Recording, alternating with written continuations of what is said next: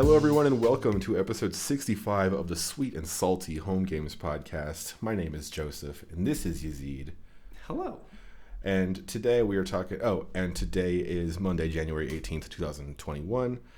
Today we're going to be talking about several home games topics. A lot of updates there on kind of our roadmap for 2021. And some other stuff, maybe not home games related. When I ask Yazeed, what's up? Boy, all kinds of stuff. So I want to start with like the high note of my week. I'll start with the low note of my week. All right, so I had a rough week this week. Rough with a capital F, I would say, in that my dog on Thursday morning decided today's the day. And while we were out on our morning walk, about an hour away from home, well, about 50 minutes from home, I would say, she saw some animal business on the sidewalk and went for a sniff, which is normal for a dog. So I was just, I was like, she's going to like sniff this, and then we're going to continue on with our day. Right. No, she rolled in it. Oh.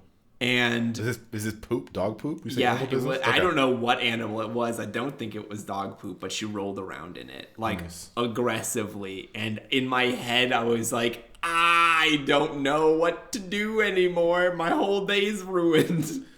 But on the outside, all I said was, okay, leave it. And then I pulled her a little bit, and she sprung up onto her feet and looked at me covered in poop and was like, I'm so excited. This was such a good day. And I was like, I would kill you if I could sometimes. You know that? I'm so mad. But on the outside, all I did was just push it down and go, How do you fix that? Anyway.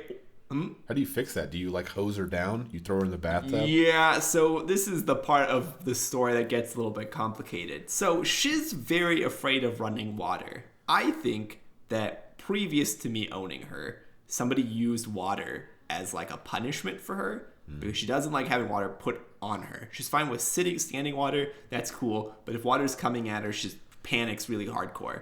Okay.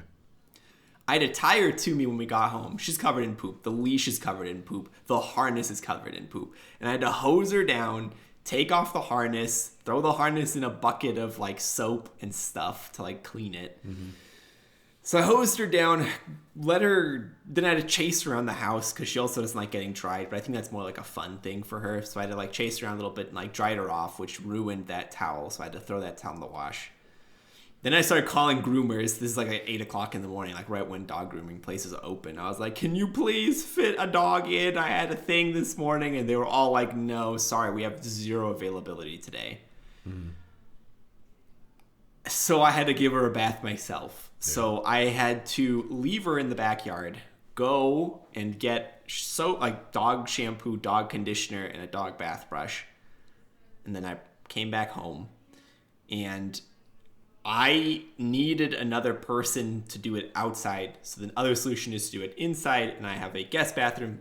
So I grabbed her and I stuck her in the bathtub, and she jumped out. So I was like, okay, well, I have to get in the bathtub with her, obviously. So I put her in the bathtub. I got in the bathtub, and immediately when I started to like put water on her, she started shaking. Not shivering, but like shaking, like scared dog shaking. So I had to like hum to her and like very gently like try to convince her that she's not getting punished. This is a fine experience. Long story short, 2.5 hours later, the entire bathroom is soaked. I'm soaked from head to toe. There's water on the ceiling, on the mirror, on the windows, like the walls, the toilet's covered in water. Like literally like everything in that whole bathroom is covered in water. And she is damp because I don't have a hair dryer, so I had to like dry her with a towel and let her like run around the house a little bit to dry off. And it was like wrestling a seal. That's what it was like. She pushed me out of the bathtub at one point. I don't know if you like saw my elbow, but like I scraped my elbow against I don't know what. But she pushed me off like out of the bathtub. I was standing in the bathtub with her, and she jumped out and she pushed me out, and I felt my butt. My butt was hurting, like my back was sore from falling and stuff. It was a rough experience, but at the end of the day, she's very soft, very clean now, and I'm more wary about her falling in dog poop. Nice. Well, that sounds like a real shitty experience. Yeah, I mean the other part too was like that I had to do all that in the middle of my workday, and so like imagine like in the middle of your workday you just have to disappear for like 2.5 hours because you have to give her a bath and you have to go take a shower because you were just handling a dog that was covered in poop. Right. So I ended up having to work on Friday even though we were supposed to have it off. So you know how it goes. But this story ends with a happy tail wag because on Sunday she passed her AKC Canine Good Citizen exam, which means we are done with obedience and she's a good dog. Certified good dog. There you go. Very nice. You imagine like as a human being, you just roll around in a bunch of shit and then the next week you get a certificate saying that you're really well behaved and good. Yeah, I didn't tell the instructors what she did, but let me tell you, like I was exhausted after giving her the bath. Yeah. I really did need somebody else. Somebody needed to hold her while I bathed her, or I needed to hold her while they bathed her or something because, god damn, dude. Like, it really was like I was in a wrestling fight with a seal because she kept trying to get out and like weasel her way past me and she was like soaking wet and covered in shampoo or conditioner or whatever. And it's like holding her and that scares her. So I have to like gently do it, but like firmly do it still. Yeah. I don't know how people do it. I don't know how you do it. I knew I would need to teach her how to take a bath at some point, but I didn't think I would need to do it like one morning, have to do the whole shebang just like that. Did you watch any Promised Neverland to get your mind off of rolling around and shit? No, I thought you were going to watch the first episode, and if you liked it, we'd watch it together. Okay, cool. Just making sure, because I watched an episode of that, and so we haven't seen episode 2, neither of us, right? No, we've both seen episode 1. Okay. And? It was cool. I was surprised that you suggested it last week. I was surprised that you suggested it when I started watching it. Because from the top of it, like from just the beginning, the first 5 minutes, I didn't think it was something that you would watch. Because in my head, I had thought that you said it was funny. So I was like, okay, well, it'll be like a comedy thing. And then I saw it was an anime. And I was like, oh, weird. And then I was 10 minutes in and I was like, what the fuck is this?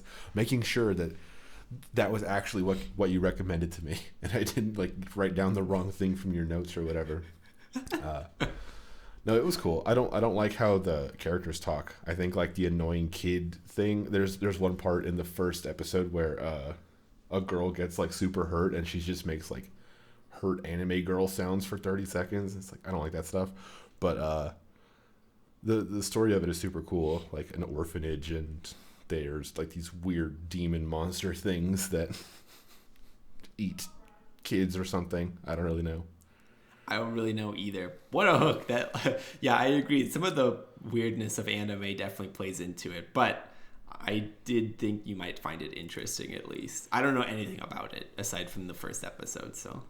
Yeah, in my head, because like I really didn't know anything about it, so when I was watching it, and it was just the kids like branded on their necks, and they all have numbers, and they're all calling this one woman mom, and she's like, "Oh, there's 40 of you here," and they live on this farm, and I was like, "Is this communism?" Like my like dumb literary analysis goes in. Like, what is this trying to be? And then realized that it was just kind of like a horror thing. It was like, oh, okay, so it is communism, the true horror, you know. But no, it was interesting.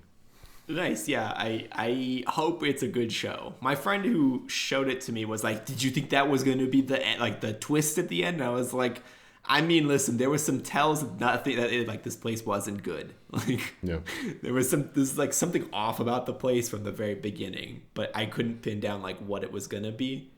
Yeah, that wasn't what I was expecting though. It also had that weird thing in where you'll notice that people just need to have exposition or at least some sort of context for something, and there's no good way to do it. So all these kids are there, and you would assume that they talk all the time about life here and the rules of living here and when they leave and stuff like that.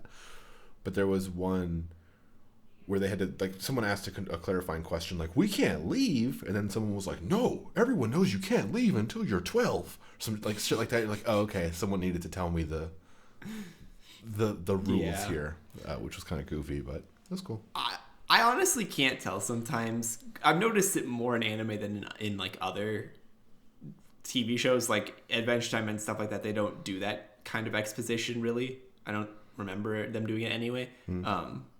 But I wonder how much of that is just like a translation thing. Like maybe they do have okay writing or like good writing in Japanese, but when they translate it to English, it's like a little herky-jerky. Maybe. Yeah, I don't know, but I will continue watching the show. I guess it wasn't nice, like super awesome. I mean, it was just kind of interesting, but I'll keep watching it. Yeah, I'll probably watch like 2 episodes this week is my guess. So if you want to also watch 2 episodes, then we'll have 3 episodes. We can decide if we want to continue watching it or not. Normally I give a show like 3 episodes, like anything like 3 episodes before I'm like, this is either for me or it isn't. Yeah.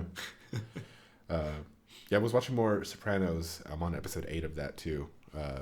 Watching 2 shows at once is kind of hard, but especially when one of them is like The Sopranos is very rich in terms of all the characters. You need to remember there's like little things and interactions where you're like, oh, okay, well they don't like each other, or like you have to remember a lot of things about the world and the characters. So moving between that and other stuff is kind of difficult, but that show is still great. Sopranos is still like really engaging, and nothing's happening.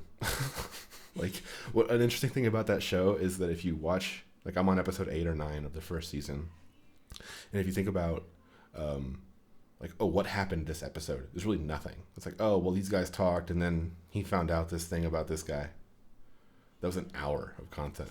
But the whole thing is just about kind of setting up everything, and you know it's building towards something. There's, like, these little tensions that keep building, but for the most part, the actual episode by episode, not much changes, which is super not my type of show, but that's just kind of how good it is.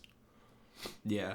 I don't remember where I heard it, but somebody was saying that like basically like the golden age of like American television, basically like Breaking Bad and Game of Thrones, and that was good, and like some of the other shows that were out at the time. Yeah. And like started with The Sopranos and something else that I don't remember.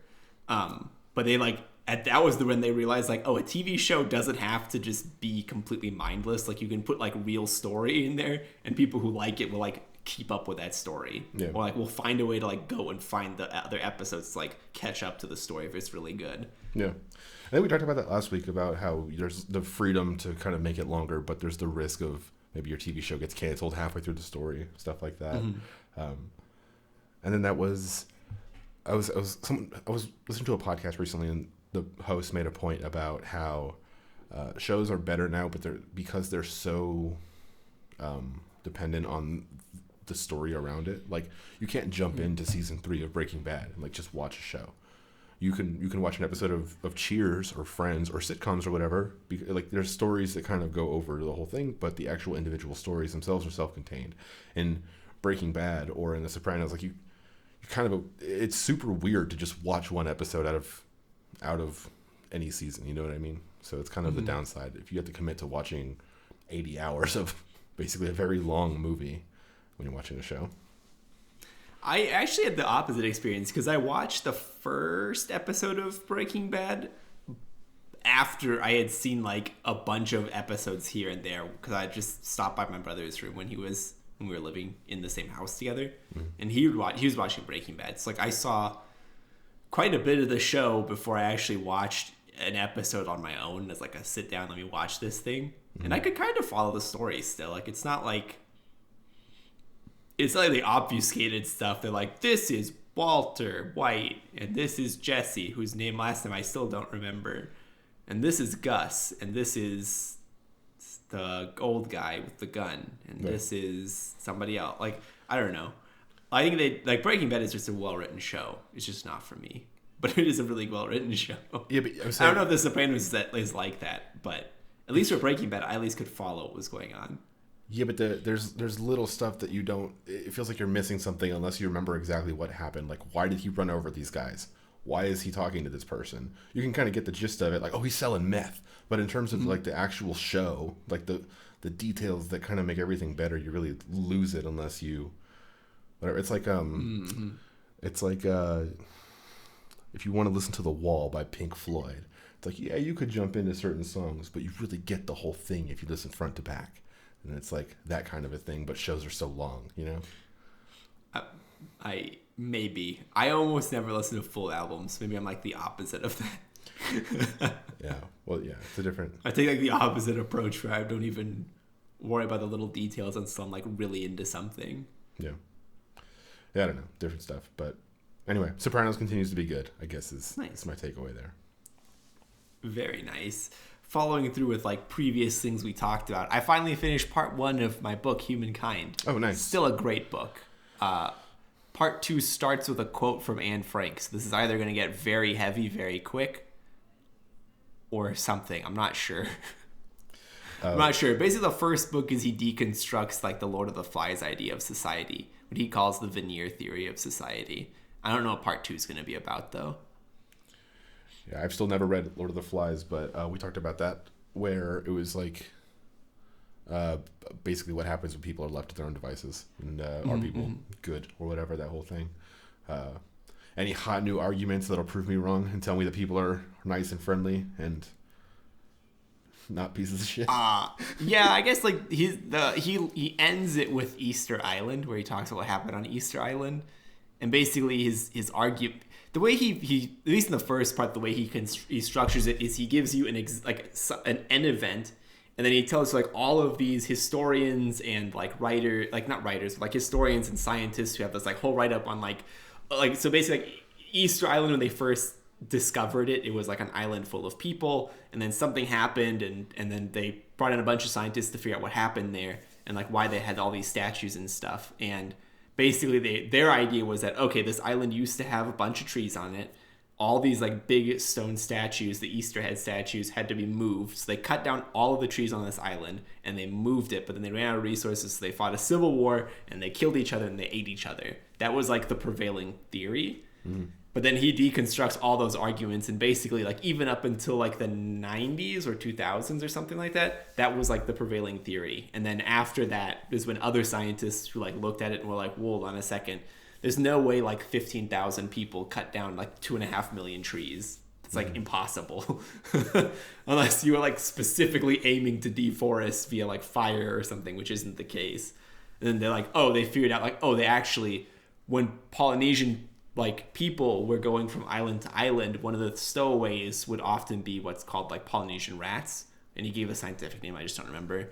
But basically like the rats ate a lot of the seedlings for those trees, and the rats really forced the deforestation of the island. But even after that, like it still worked out. They never actually became cannibals. They didn't actually fight a civil war with each other. Like all that was just made up nonsense. So it's kind of cool. I don't know. Like I said, I think that book is really interesting if you have the time to sit down and read it. It is very interesting of a read, and the way he starts each section is like this huge long write-up, like this 2-part write-up of like, this is like the veneer theory approach to this, how this happened. Then he looks at it again from like the not veneer theory, and he uses all the supporting evidence basically to deconstruct the veneer theory. With the veneer theory meaning that like the idea that like society is like a thin veneer of like civilization over the monsters that are people. But he kind of at least to me, he dispels that idea.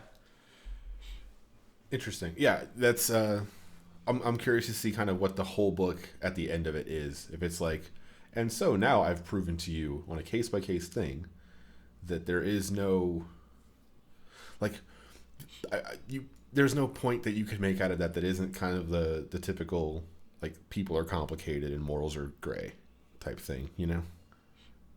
Yeah, I'm interested to see what the rest of this book is, because I think it's like 4 parts, like 4 sections, and I'm only read section 1, which, like I said, was deconstructing the like that veneer theory. I don't know what part 2 is going to be about, but it started with a quote from Anne Frank. That's like section 2, then this Anne Frank quote. So I was like, I don't know where this is going, but I'm tired right now, so I'll read it tomorrow.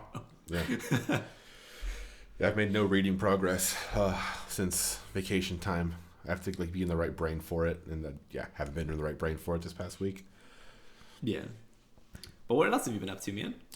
Not much. Yeah, just games and home game stuff. One other game I wanted to mention, or one other thing I wanted to mention that was kind of the highlight of my week, is this game called Shakedown Hawaii that I started playing on Steam. And I don't know if I like this game. I actually don't think I do. But I played it for like 2-3 hours because it was really just keeping my interest. So you're familiar with like the old Grand Theft Auto games, right? Before 3, when it was just top-down, cartoony type stuff. Yeah. So this game is essentially that in terms of the way that it's played. You run around, you steal cars, you can drive, and kind of like in a GTA 5 type way, you move between different characters for the story. So it's like you're playing as this guy's son now, or you're playing as this guy, whatever. But the overall story is you're this dude, you're a CEO of a company.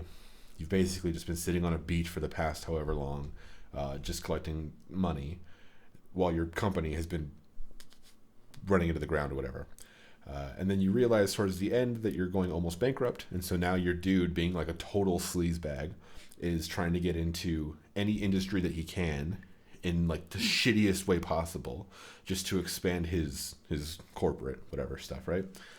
So the game is like trying to make it seems like it's very making a political statement on capitalism, and it's like trying to make a thing on how people can just be super shitty. Like one of the industries is real estate, so a big thing about it is just buying up property on the island.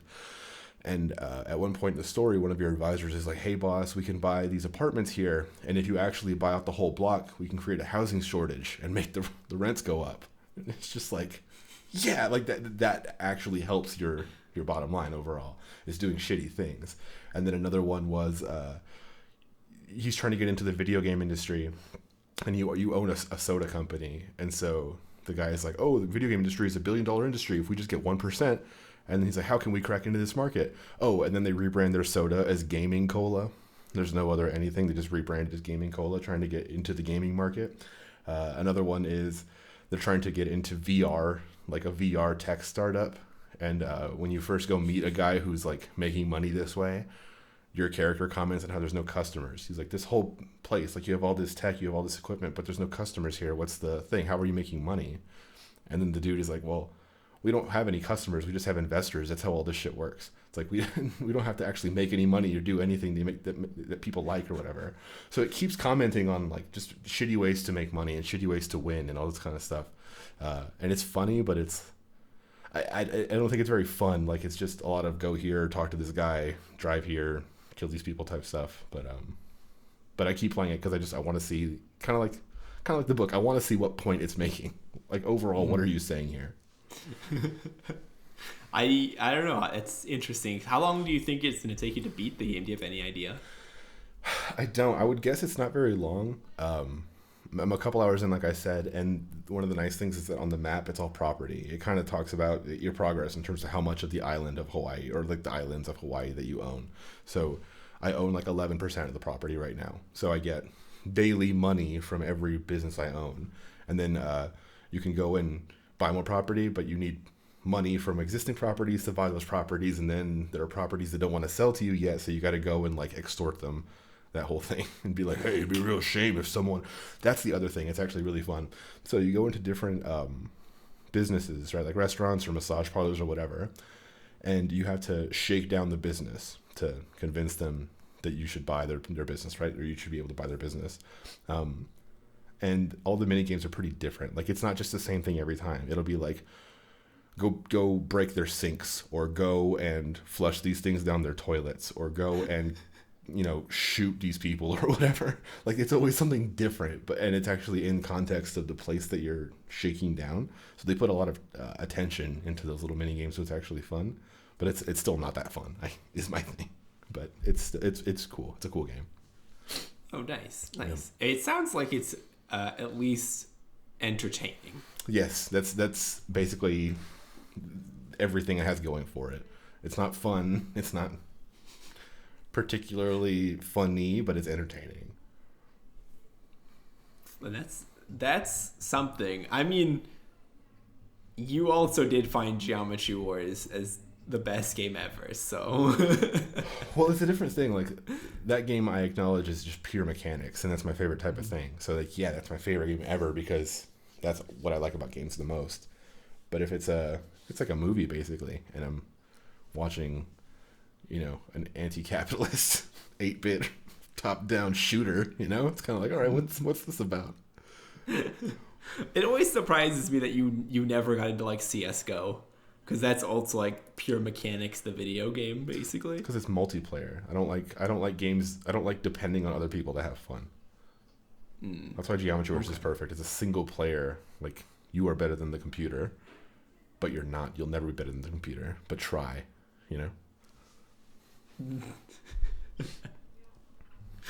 Jeez. Right on. I don't really have anything else that I wanted to talk about. So you ready to move on to home games? Yeah, home game stuff, which is good because I spent most of my week, my free time, working on home game stuff. I got super pumped this week. I think it's like this year I think having these goals, this list of goals of what we want to do this year has made me care more, or at least more like focused on the actual goals instead of just being like, I'm going to dick around for 3 hours with the home games repo open, you know? I feel called out, but okay. No, that's not what my intention was. But yeah, so we have a spreadsheet now, which is kind of like the main thing that I did for this past week in terms of project management. I took the list that we had created last week and I made an actual Google Sheet, so I'm officially a project manager now, which I hate very much. And I made some progress, and I made some choices that we might need to discuss today on the podcast. Did you want to go first on your stuff, or did you want me to? Well, actually, could you also grant me write permission? Because then I can add my stuff to this too. I thought I made you. Yeah. Thank you. On the on the sheet, not the Google Doc. Yeah. But I'll add it to it after the podcast. But yeah, basically, I worked on the terrain generation stuff. Kind of like, I imagine this is kind of like what we're going to get into later. But if I had to guess, I would like the terrain generation stuff to be done in 2 weeks. So this coming week plus next week, and then I should be done with it. I hope, because that puts me on track to finish the game by March 31st. Cool. Yeah. And then so terrain generation is like, what's after terrain generation? What are the other kind of major components? After terrain generation, I have to add vision range. Basically, like, you should see. I'm gonna do like 4 blocks around you. But if that block is terrain, you can't see behind it. And if the block is another player, you can't see behind it. But that needs to be for each player. So I need to figure out what that's going to do to our load on the server, basically. Because that's something we did talk about when I was explaining this game, that might be a little bit hard on the server. So we'll troubleshoot that as we get to it, I think. Yeah. One nice thing about all of this, I realized this recently, is since every game gets its own server instance, if you're really inefficient and shitty, it's fine because that's only your game. Like, it actually doesn't really impact much else outside of it. Like, the dashboard is fine. So anyway, it should be fine. If your game runs at like 6 FPS, you can just call it next generation. You know, the technology's not ready yet. This is a work in progress. I don't know if I'll let him make the Cyberpunk video game already for our thing. No, yeah. Basically, like, after terrain generation is just vision, and then I'm pretty much done with that. So basically, look in January, February for me to put out 2 to 3 PRs for the Squish repo. I don't remember what that one is called now, but the Squish repo. Still Squish. One for the Squish modals, JS. one for the terrain generation. Yeah, Squish JS. Sorry. One for modals, one for the one for terrain generation, and then the last one will likely be if I need to make any tweaks for vision. And then from that point on, I'll just build the base mechanics of the game. I have most of that done, but like, the player movement and stuff's all there. I just need to add in some of the like flavor of your like waiting for everybody to join, and then have a start button that actually like starts the game. The gameness. And all that kind of stuff. Making add the glue. gameness to this game. Yeah. As opposed to right now where it's just like a free-for-all where blocks are moving violently across the screen. I also think I'm going to shrink the move, or like my blocks right now, because I think from square they were 5x5, and I think I'm going to make them like 4x4 or 2x2, but I don't know yet. I didn't figure that part out. Would that be to make the game, to make it feel like you have more wide movement? Yeah, just give you more space on the board, more effective space rather than real space. Cool. And so in a case like where space is a factor, how do you, like, are you imagining this being on a widescreen thing? Like, what are you setting your aspect ratio to? Like, what's your approach when trying to make that scale make sense? I mean, I really, like, right now I just use my monitor and I just do it that way. I don't normally play test on my phone because as just like a person, I don't normally play on my phone, so it'd be kind of like out of my way to do. Yeah. Especially because like right now I'm still just building some of the like building blocks for it, like foundational pieces. Yeah. But if I like play it on my computer and I feel like it's fine, and then I'll look on my phone and see if that's fine too. If it's like too small though, I'll probably up the size a little bit. Because I think I can easily come down from 5 to 4. That doesn't make a big difference. But going from 5 to 2 may make it terrible on mobile. Yeah. Well, then, there's just like a different thing for mobile. This is why one of my goals for like a P2 goal, priority 2 goal for 2021 was client type awareness. Because I think, like at the moment, all we could do is say something like, oh, the aspect ratio of the game is 16:9. So on a 16:9 monitor, it takes up the screen and it looks just fine. But then on a phone, it looks like shit unless you turn your phone sideways. And everything in the browser is just janky and weird. And I personally just hate the way everything runs on the phone. So just thinking about what we need to do to make all that stuff kind of work in a nice way, especially for the developer to say, like what's the interface, between phone, like so I could say, oh, on a phone it's different and on a desktop.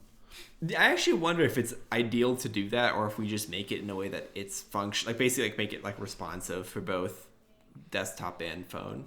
That's what it is. It's just that it runs like shit on the phone. So if it was something like, oh, well, my game, like if you think about Google Docs, when your screen is half full, like when you have it taking up half width, half of your options are gone. And you can find like the one little drop down and get to them or whatever, but it's like a different view. It's a different thing with fewer options on a smaller screen, because they know that you can't you don't have that kind of fine-tuned thing on a phone at that scale. So if a developer wanted to say, oh, well, at this, with this game, if someone connects to it with a desktop, it takes up like this full grid and everything is this size, but if they're on a phone, then it should actually be a tall screen thing and rearrange the stuff. I'm not saying this is your game or any game that I can even think of, but if we ever wanted to do that kind of stuff. I mean, I think we definitely need to start thinking about that for the menus and stuff like that, because I think one of your points was to clean that up for like, what does it look like when there's 1,000 games on there? Yeah. Also, like, what does it look like when we have 5 games on mobile? Yeah. Because it might not look great. I haven't tested it, so I don't know. Well, it looks fine. The problem with the dashboard right now on mobile is that the little scroll bar is only like 8% of the screen. So you have to get your finger at a very specific point for you to be able to scroll. When on mobile, you're actually used to dragging. So you would want to be able to like flick. But we don't have that like flick scrolling support in the actual game stuff. Like we can't handle that event. So something like being able to support that, like a scroll with your finger when someone's on a phone or clicking on a desktop. Like we can't do that at the moment. Okay. Yeah, that might be something we want to really look into. But I imagine we're going to get more into that in your section. Yeah. Yes. Yeah, I was just talking about whatever stuff. Yeah. So basically, probably like after this podcast or tomorrow, I'll add my notes to the roadmap just so that we have that all in one nice and neat location. Because like I said, my goal for this year is to come out with one game each quarter, and I'm counting quarter from like January, February, March. End of March, I should have a game out. Then whatever month comes after March, plus 2 months after that, there should be another game after that, and then 3 months from there, another game, and 3 months from there. In December of this year, I should promote my last game. Is the ideal scenario. Your last game, your magnum opus. Your grand Magnum Dopus, son. No, I actually don't. I don't even have an idea for that game yet. I have zero clue what that game's gonna be. So I'm hoping you add in some really sick feature that makes me immediately want to start working with it. Well, the hottest feature I added this week, I added a bunch, but the coolest for sure was more colors in Squish. So I doubled the color list.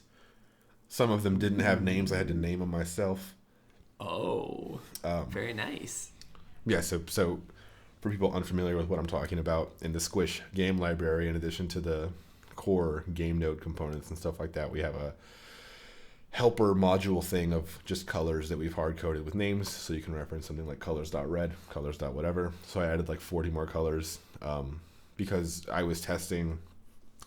It's a long story, but the end result, briefly, is that I made a bunch of changes. I put up draft pull requests and then said, fuck that, I'm going to push to master.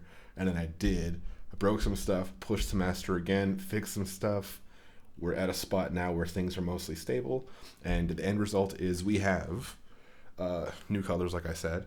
We have a builder service that is mostly done, which I'll talk about in a little bit, but able to download builds and stable builds versus non-stable builds and whatever. We have versioning of the Squished library in there already, which is something I talked about last week. I fixed a bug on the settings modal on the dashboard for whatever reason. When you clicked the settings modal, it popped up behind the game instead of over the game. Fixed that. We support multiple instances on homegames.link. So if one person connects and they start the Homegames game server, and then another person connects and starts the Homegames game server on the same local network, homegames.link, when someone goes to it, will be like, hey, we found two. Which one do you want? Very nice. On the builder service, we have commit info and stuff like that. So it's not just a list of builds anymore. That's one other thing. And then kind of the half step to HTTPS being fully deployed, I deployed DNS record creation stuff. So from the Homegames game server, you can configure and say, I want to connect to the Homegames link server, and I just want to be able to do the simple link stuff, which is just fine. You can also say, I want to do the link stuff and then also create a DNS record. So instead of just routing me to 1.2.3.4, it'll route me to joseph.homegames.link, which actually is pointing to 1.2.3.4. This isn't super useful right now, but it's actually going to be useful when we have HTTPS, because we're basically just going to be able to add a cert that says I am josephtest.homegames.link or whatever, and that's going to need the DNS record. So that's basically what that's for, and that's almost done. So essentially just a lot of progress on stuff, the builder stuff specifically, the versioning stuff specifically, and then a little bit of progress on the HTTPS stuff, and I fully expect that stuff to be done by next week. Yeah. Very nice, dude. Good job. Thank you. Did you have like a anything that you wanted to get started on there, or want me to just kind of like run through? I guess the only thing I would say is, how dare you take what was a draft PR that you told me not to review and then just immediately push it to master at like 2:00 in the morning, Monday morning. Literally, like, today's Monday? Today's Monday. Literally, like, this morning at 2 a.m. I get like the ping notification on my phone. And at 7 a.m. when I wake up, I looked at it and it was just like, Joseph is pushed to master. And I was like, why? What happened? What did he do? So I restructured everything. So this all started with combining the executables. Oh, which is another thing that I did, by the way. So I wanted a way to say, instead of just needing to pull Homegames web and then Homegames, the game server stuff, separately, running npm commands in both and having to manage both repos and stuff, instead of needing to do that and then run the two servers, the executables when you download them from our website. To avoid all that stuff, I just wanted one executable that would run both things. And so I originally updated the repos to actually combine all the code in one, but that ended up being a mess because I was running, like, I had a package.json for one. They're basically two different applications sharing the same information. One of them was a web application, which is Homegames Web. The other one is a Node application. And then being able to like build them both in the same repo and having a package.json for both, it's like, it didn't really make any sense. So the two repos are still separate, but I created another one that basically just pulls in the two dependencies and then runs them both together. So that one to me should be called Homegames. So previously, Homegames game server was called Homegames, and then the Homegames web server was called Homegames Web. So since we refer to the Homegames game server as Homegames Core sometimes, I just renamed Homegames to Homegames Core. And then I created a new repository for Homegames, which is just the thing that combines Homegames Core and Homegames Web. So a little bit of restructuring there, kind of boring, doesn't really matter, but the point is we have combined stuff in Homegames, and then that kind of led to the builder stuff that I was working on, because instead of having to have a link for newest builds of Homegames Web and then Homegames Core, it would just build new versions of Homegames Standard, whatever. So just looking at the main branch of that and saying, okay, something changed, I'm just going to build that and then put that in S3. So got that working. I have a DynamoDB table with some of the metadata that thing is looking at. That's how it's fetching all of the build history and getting stable builds and stuff like that. I'm able to mark builds as stable in the Dynamo table, so I can just say from the AWS console, this thing is stable, and then it shows up with a little green badge on builder.homegames.io, a little thing that says stable. The download button will just download a zip of the binaries for each platform for Mac, Windows, and Linux. I tried making it so you just download the binary that you need, but there's like this weird problem with file permissions because all these are executables, and if you say this is executable and you just serve that in the response, you don't retain those permissions. But if you have that permission in a file and then zip everything, it retains the permission. Anyway, point is you need a zip for you to be able to execute the thing that's inside of it. Otherwise, you need to manually change the permissions on it, which no one's going to do. So, yeah, anyway, it's a zip with everything in it. I also added a thing for notes, so I can add, outside of the commit message and stuff, I can just personally go into the Dynamo table and make a note for a specific build version. So, you know, I can provide guidance or whatever and say, this one's busted or this whatever. So that's all on display at the moment at builder.homegames.io, which is pretty cool. And I kind of just kept going on stuff, and so the DNS record thing ended up being something that I was doing last night. Then it was like midnight, and I was looking at this Google sheet, and the thing I originally estimated 2 weeks for versioning support of the Squish stuff. Mm-hmm. But I was like, fuck it, I'll just do it. And then it took me 2 hours. So from midnight to 2, I just worked on it this morning / last night, and got it working. And it's like, it works and it's super smooth. It's a little ugly, but it wasn't actually a lot of work. Essentially, now the thing is, instead of just saying a Squish.js, you have a list of stuff that kind of the Homegames repo keepers, aka us, maintain. So we say, okay, Squish this is like installed and available for Homegames use, and then people just reference those by name. So give me Squish version 6.1, version 6.3, or whatever. And the client does all the swapping and all that kind of stuff. Like I mentioned, pretty fucking cool. So, yeah. Very nice. Yeah. Yeah.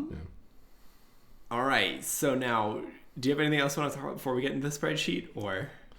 Yeah, multiple link instances. Just really quick, I just got that working, and there's the ability for certain instances to have link enabled but not DNS stuff enabled, and then also to have link enabled and then DNS stuff enabled but not HTTPS enabled.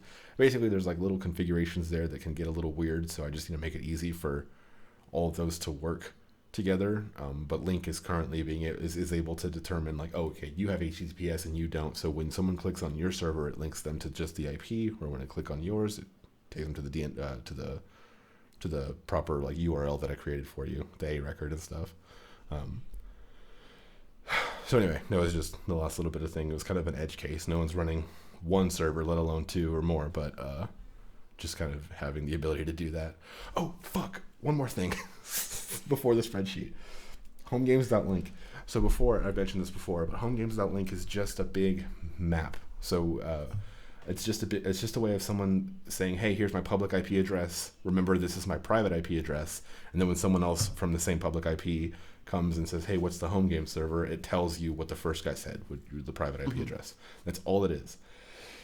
But if kind of in the whole productionized infrastructure thing, which is going to be an ongoing thing forever, I can't just like put a date on that. Like it'll never be done. But it is a part of that whole kind of initiative. In case Homegames.link was ever serving a lot of traffic and we needed to scale that out to have multiple instances, so that wouldn't work if each instance has an in-memory cache of all the mappings, because if you hit a different host, you'll hit something that might not know who you are. So we needed to have a shared memory between all of them. So I have a Redis instance running now. So finally added Redis to the stack. But yeah, anyway, so Homegames.link is now talking to Redis instead of an in-memory cache, and Redis is just a big in-memory cache like service basically, which is really, really great. So that stuff can scale out now in case we ever needed to. Some part of me deep down thinks it's hilarious that we're very much like, do it yourself where you can, but we're also like, use Redis, which is so heavy sometimes. Well, Redis isn't really that big. Like, it doesn't have any dependencies. No, it doesn't. I mean, like, for what we're using it for, on some level, Redis is the solution, but it's also like more than the solution, if you know what I mean. Yeah, I mean, it's the solution plus. It's a solution that we like. Writing our own in-memory like distributed cache would be a super waste of time, considering Redis is like so solid. And it's kind of one of those things of we should do the things that we should be building, like, which is a stupid thing to say. Of course, you should be doing what you should be doing, but we should be building stuff that is core to what we're doing, which is home games, like the game server, making games, making tools, making like content, all this kind of stuff that we're trying to do. Whereas the actual solution for the shared memory cache is not something that we need to kill ourselves over. So that was that whole thing. But yeah, it's definitely a solution that we'll need to grow into, because at the moment we don't need it at all. It's just thinking like, well, I'm already kind of in here messing with the guts of what's being stored and retrieved from this cache. I might as well just replace it with it, because it was also super easy to hook up, just, to replace. Basically, it took 10 minutes. So yeah.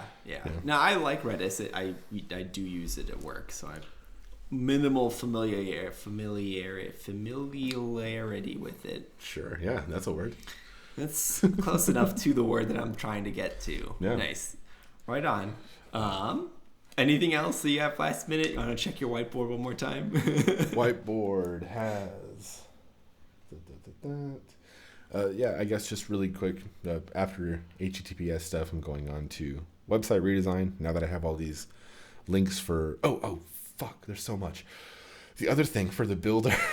So because it has this build history, and you can essentially download stuff by commit, and it's just a link, builder.com, whatever, /download/commit. I also added like an alias functionality there, so you can say /download/latest, and it'll just give you the latest thing that it's built. Or you can do /latest/stable, and it'll give you the last stable thing that it's built. So now that we have these links, these kind of aliases that will always be there, the actual website can have those download buttons, which will always just go to like stable/nightly. So once all that stuff is there, I can update our website and actually let people sign up on the main homegames.io website instead of test.homegames.io. I think that's my last thing I wanted to mention. All right. Jesus. There's a lot of stuff. This guy was very busy. Yeah, no kidding. All right. So you want to explain your spreadsheet to me now?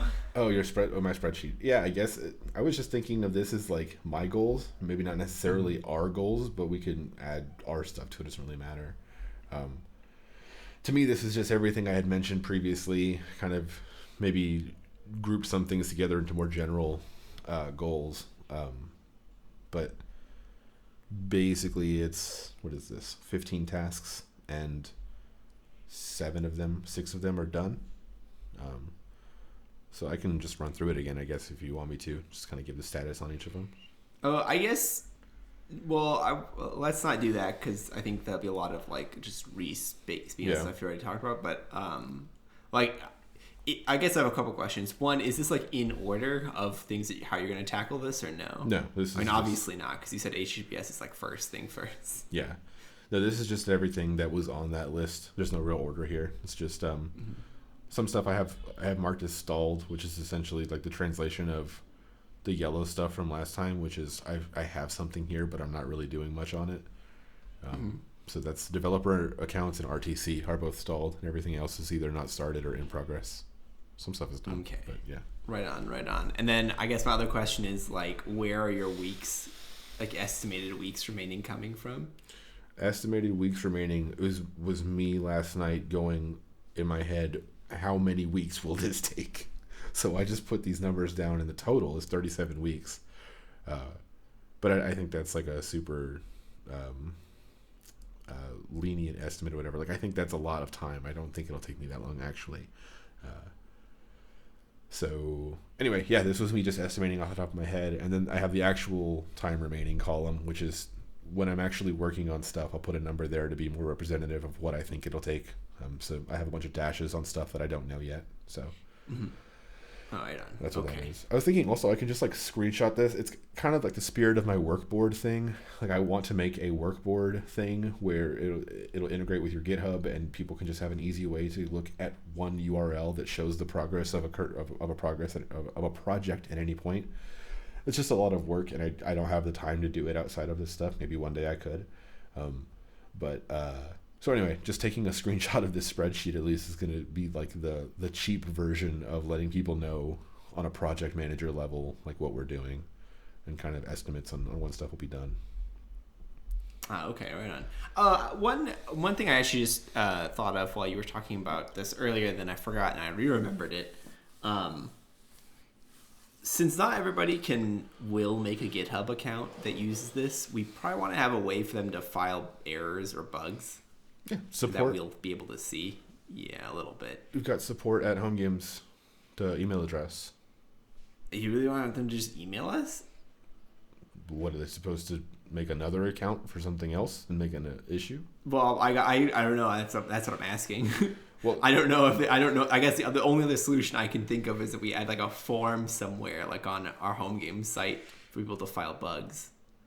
Yeah, I mean we could have an email form. You'll be communicating still with support at homegames.io, but you don't need an email client to do it. It'll just be that whole thing. Yeah, I don't know yet. Like I think it should be as frictionless as possible. So yeah, even if they don't have a Homegames account, it should be as easy as whatever. So yeah, I guess being like email us is a lot also. So just making it a button would be easy. Yeah. Email us, call us. Yeah. If you have a bug, call me on my phone. That'll be like our Patreon, like the top tier support is like you literally just get my phone number and I'll answer 1 in 10 times at random. Wait, isn't that just guaranteeing after 10 calls you'll eventually get through? You get a limit of 5 calls a day. Oh, now it's like a gotcha game. All right, cool. You can talk to me once every 2 days ish, and I'll be like, yeah, I don't know, works on my thing. If we ever do add a Patreon, our top tiers are gonna have to have just some goofy stuff in there. There's no way it's all gonna be like actually serious stuff. Yeah, like for $1 million, you get to get in a hot tub with Yazeed and Joseph or something ridiculous. Yeah. Yeah, it's like $60,000, smoke a blunt with Joseph in a helicopter. It's like, fuck yeah, that'd be actually pretty awesome. Yeah, honestly, kind of cool. Sign me up too. Do I have to pay for that experience, or do I get benefits for being the 0th employee? Yeah, my presence is free for you. You know, my companionship is free of charge. It's very nice. It's microtransactions. You got to buy me beers and shit, food. Oh man. Is there anything else you want to talk about? Talk about on the spreadsheet or about this spreadsheet or anything else? No, I like I said, I actually feel a lot more organized because of the spreadsheet. It's super helpful just seeing everything that I have going on and being able to fight against that developer rush thing. I call it like, it's really a form of mania where I'll get into a thing where I'm like, I should go and build this crazy fucking thing that'll take 30 hours to build this weekend. And it'll be the best idea ever. And then I go and like half build it and forget about it. So in order to fight stuff like that, it's just like, no, this is what's important. Don't build your, AI recipe generator, Oh, I know. But yeah, no, it's helpful. Okay.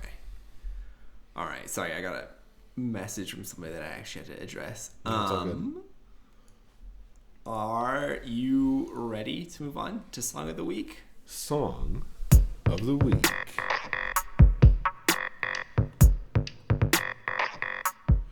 My song of the week was Teen X by Playboi Carti. I had talked about Whole Lotta Red, this album that came out a couple weeks ago, and how I liked it, but it was still growing on me. This whole album fucking slaps. This song is incredible. This song has grown on me so much. It was one of these songs where I heard it at the beginning and I was like, damn, they really made this. Like, damn, grown adults made this shit, and this is insane. This is like truly weird sounding music.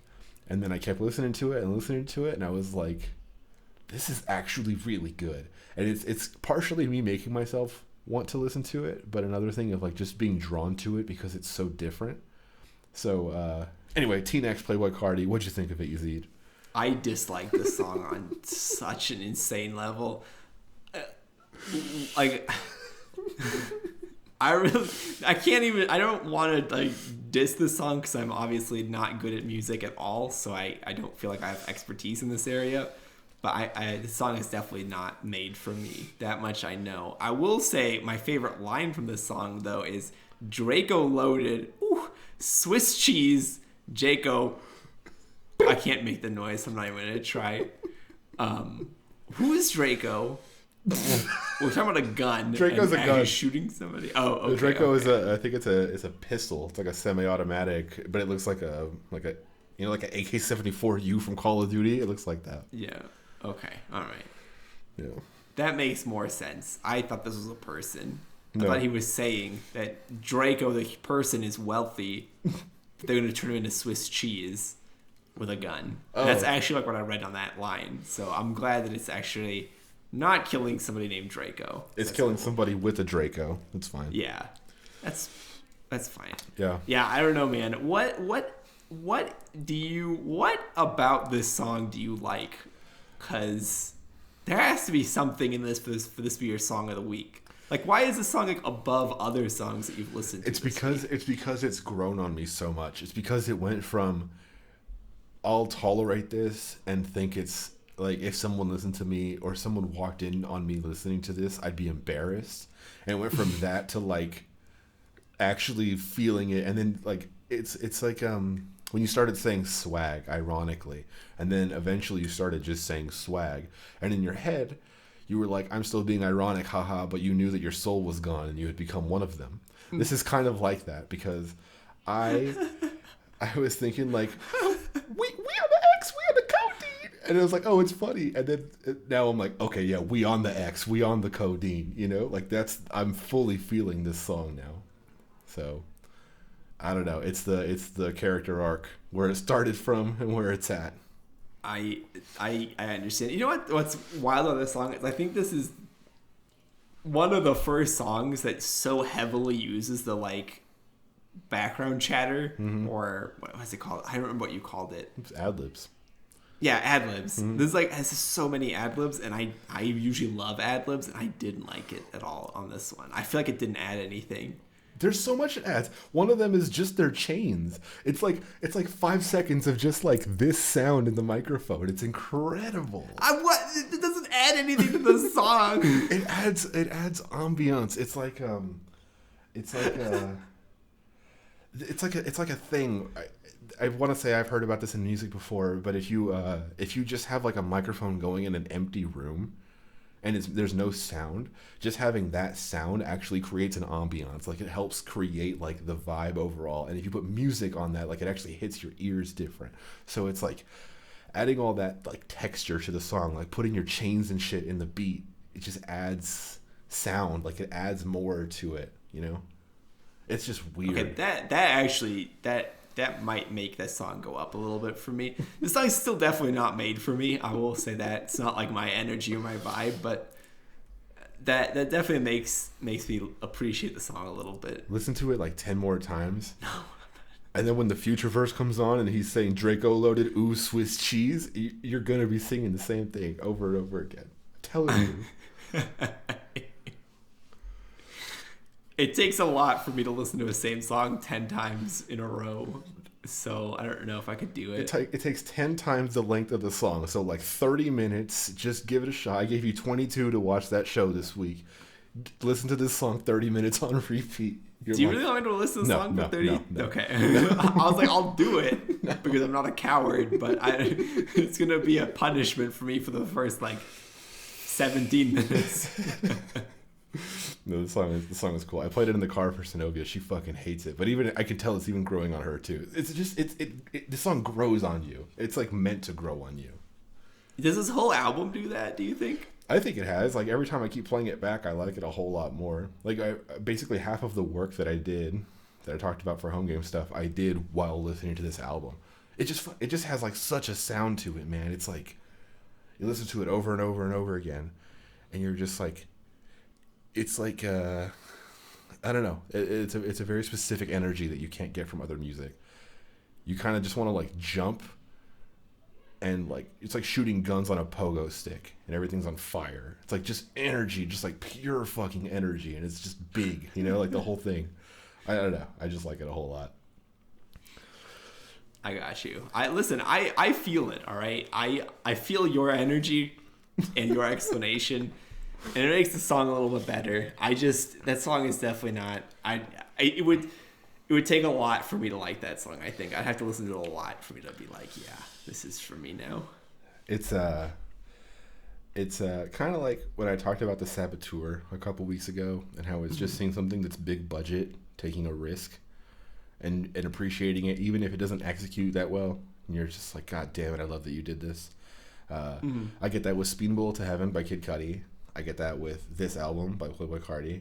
I kind of get that on. There's other stuff too, but I guess my main fascination is just seeing that kind of a risk, knowing that they could have played it safe and gone this route and made songs that sounded like the old stuff, and it would have this impact on the Billboard charts or whatever. Or they can say, oh, well, let him make what he wants to make, and he makes this fucking song. And they're like, yeah, okay, we'll sell that. Like, that shit's cool. That is cool. I agree. For people who don't know, you actually just caught a glimpse of Joe without his glasses on from the pre-show, I think. The barbarian himself. Soak it in, everyone. Soak it in. My song of the week this week was The Longest John's Wellerman. It is a sea shanty. I've seen like general Twitter memery of sea shanties over this past week. Is there something happening in culture that I'm missing right now that's making these happen? Sea shanties are taking off in TikToks, and even your boy Elon Musk was tweeting about sea shanties. So there's that. I saw that. I think that might have been one of the major Twitter memeries that I was referring to. No, yeah, this is cool. The second that it came on, I knew it was a sea shanty, and I knew that I was missing something, like in a greater discussion that was being had. No, yeah, this style of music, which is like just a bunch of men singing, is actually really cool to me. Like, I fucking love barbershop quartets, for example. It's one of my favorite types of sound. Is like a bunch like dudes with different voices doing weird shit. It's kind of like when you hear ad-libs in music and you realize there's stuff in the back that you couldn't tell before, and it's like, that guy's talking like over this guy. So anyway, I really like that kind of stuff. It's a type of music that is, maybe because I'm not used to it, but my brain just wants to tell me it's corny, but it's really not. It's just like, it's very bold, I guess, for a bunch of men to sing like this without much of a beat. Like, it's all on the vocals, and that's super cool. Like, I like this kind of stuff. Yeah, I don't know. I found it from somebody who was playing Sea of Thieves, and these guys will just occasionally like hop on a mic and just sing a sea shanty for their crew in Sea of Thieves. And I was like, I'm really digging their vibes. And then I found this song, and I was like, I'm really digging this song. Nice. Yeah, no, it's a cool song for sure. Not playlist worthy for me, at least, but also The Longest Johns. I like that name. Everything about it. It's a great name. I'm gonna be honest, it's not even on my playlist. I just listened to it on YouTube, and I'm like, yes, good. No. It was a nice change of pace for song of the week. Yes. I don't know if I like barbershop quartets because I've never heard one, but I do feel your vibe of like when you realize that there's so many layers to it, because there's not like one dude singing, it's like 6 dudes. Yeah. And like each of them has like a different range. I don't know. Yeah. Music stuff. But baritone, soprano, alto, I don't know. Music shit. I think alto is a brand of mints, but I'm not sure. That's Altoid. All right. Well, there we go. But yeah, no, that's all I had for everything, really. All right, I have a rapid fire question. Rapid fire question.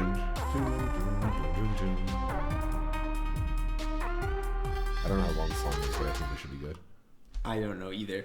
Okay, so rapid fire question. I don't know if I asked this one before, but I'm gonna ask it anyway. You get to pick a song and an artist, and the idea is you pick an artist you want to cover that song.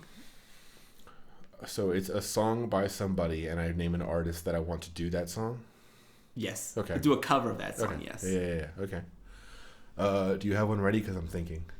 Yeah, I want as many artists as I can to do Rolling in the Deep. I think that listening to everybody do... That's like a really good song, but I think just listening to like everyone's take on that song would be really interesting. Because the reason I was thinking about this is because one of my favorite bands, Glass Animals, they did a cover of Love Lockdown by Kanye West. Yeah. And that cover is great, and I really like it. And one of the like very basic things that they changed is that I don't remember the exact specifics of it, but basically like Kanye starts each line on like the up tone, and then they start it on the down tone. So they basically turned the song into more like blues feel just by that change alone. And I think that's just like really interesting twist because like all the lyrics are the same pretty much. But yeah, I don't know. Rolling in the Deep would be pretty cool. I think hearing Kanye do a cover of Playboi Carti's T-Nex would be hilarious. I can't even imagine the humor that would bring to me as a human being. Yeah, I'm thinking of how I want to go with it because I can think of like a really heavy, hardcore song and then have like a not hardcore person do it, which would be funny to me. Or you can do something that's like emotional and deep and have someone who's not emotional and deep do that. There's just kind of a bunch of different things I can do with it, you know? Mm-hmm. Like, I'm trying also to think of something that might be good, like the Metallica cover of Stone Cold Crazy. That song is actually better than the Queen version of Stone Cold Crazy, and I like Queen quite a bit, you know. So like that's a mashup that you wouldn't expect. So what's my version of that? Michael Jackson's the Annie You're Okay song that Alien Ant Farm covered. Oh yeah, that one, that's another example where it's like, oh, this is actually not bad. All right, how about 50 Cent, and he's doing The Bad Touch by the Bloodhound Gang. Just because that's such a corny ass song and 50 Cent's the coolest motherfucker on earth, I'd have to see what that looks like. It also kind of has the same energy as In the Club. Like, find me in the club, bottle full of bub. Mama, I got what you need if you need to feel a buzz. Versus you and me, baby, ain't nothing but mammals. So let's do it like they do on the Discovery Channel. Same energy. You know what? I'm kind of digging that one now that you've said that. It sounds like it could probably happen. Yeah, right? Because 50 Cent is unable to be corny. So how does he pull that song off? Did he do the Whistle song? The ooh girl, you make my whistle or something else. Yeah, something like that. That's Joel Santana. Oh, okay. Another New York guy though. Okay, yeah. I was gonna say because that song does come across a little corny too. So. Oh yeah, for sure. But Joel Santana like doesn't give a shit. That's fine for him. What made me think about this actually was that Vance Joy, the dude who does like Riptide, which was really popular, like I don't know, 100 years ago now, or whatever. He did a cover of Adele's "Rolling in the Deep," and I really liked it because he didn't try to just like do all the Adele stuff in that. He like changed it to make it more his style. Like he added a ukulele and stuff like that. Yeah, so that's cool. It was. I would like that to become popular again. I so rarely see people do covers of other people's stuff now. Yeah, I like the cross genre covers a lot when it sounds in a totally different way. When it's someone who also does guitar singing stuff doing your thing, it's like you're singing it different. But yeah, if it's like Metallica Queen type stuff or Metallica Lou Reed type stuff or whatever, you know. Yeah, or like even just like a really different vibe that you go for. Like Rolling in the Deep is like that's an emotionally moving song, and then Riptide is like, here's a party, let's go down to the beach and have a good time. And just like hearing that mashup is kind of cool. Yeah. Maybe T-Nex covered by Kanye West would be a banger. All I'm saying. I just want to see him try to hit that pitch. The wheel X. All right. Do you have anything else on this one you want to talk about? No, that was about it for me. just a busy home games week with some other small things. All right, right on. Just because this one was actually kind of short, I want to share one more tale of the week this week. I tried to make beef stroganoff. Okay. And I successfully made beef stroganoff. But the YouTube video I watched that gave me the recipe for it, they're like, yeah, this is like a really hearty meal. And I was like, what do they know? That's a really hearty meal. That's like peasants working in the field type hearty, like all day, like 12 hours a day you're out reaping wheat or whatever. Like, yeah. I made an amount that I thought would last me 2 days, and it lasted me like 4 meals. Wow. So it was kind of wild. Sorry, like, I thought it would last me like 2 meals, like a lunch and a dinner, or dinner and a lunch rather. But it actually lasted me like a dinner, a lunch, a dinner. It's like crazy. That's impressive. Was it like out of a box, or did you just try to make it from scratch? Nah, I made the whole thing from scratch. Nice. Like I made it all. The only thing I didn't do is I didn't make the heavy whipping cream. And I didn't make the sour cream or the Worcestershire sauce or anything like that. Like those like ingredients I bought, but like everything else I put together myself. Nice. How long did it take? Yeah, it's like steak and mushrooms and like cream and sour cream, which I don't like, but whatever. And then like pasta. And holy moly, dude! It's so calorie. Like I literally would eat lunch. And then when dinner rolled around, I'd be like, I have to eat because I need to eat, but I'm not hungry. Right. I haven't done enough physical labor to like warrant being hungry. I'm gonna go build a house, and I can come back and earn a meal. Yeah, it literally felt like I needed to go like herd sheep for 4 hours, come back and be like, yeah, back from the fields. Wife, what did you make for me? Oh, beef more stroganoff. All right. Hopefully you enjoyed this podcast, and we will see you next week as we usually do. As always, our music was done by our friend Tynan, or at Nytan on Bandcamp. That's at NYTAN. You can catch us on Twitter at Homegames.io, all one word, or on our website at homegames.io. And of course, you can reach out to us via email at podcast@homegames.io. Yes, all this is true. Also, please download the newest Home Games builds at builder.homegames.io and let us know what you think. Everything sucks. Everything's broken. The best game on there is actually Square, so play that and tell us how it is. Tell Yazeed how it is.